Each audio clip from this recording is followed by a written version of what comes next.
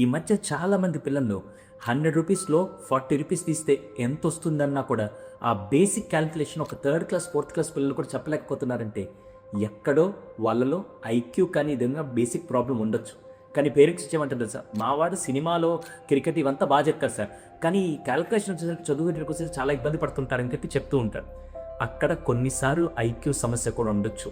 కానీ మీరు స్టార్టింగ్ స్టేజ్లో తెలుసుకోకుండా రేపటి రోజున 7th 8th 9th వెళ్ళినప్పుడు అప్పుడు దాన్ని సాల్వ్ చేయాలని చాలా కష్టం.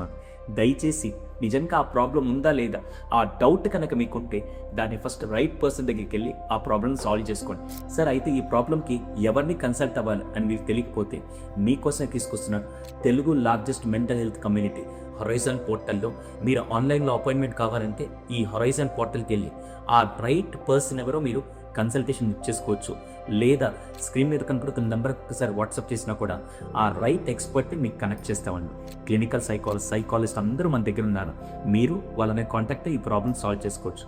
అలా కాకుండా సార్ ఆఫ్లైన్ కూడా రావచ్చా, మియాపూర్ మెట్రో స్టేషన్ దగ్గర మన హొరైజన్ ఆఫ్లైన్ కన్సల్టేషన్ సెంటర్ ఉంది.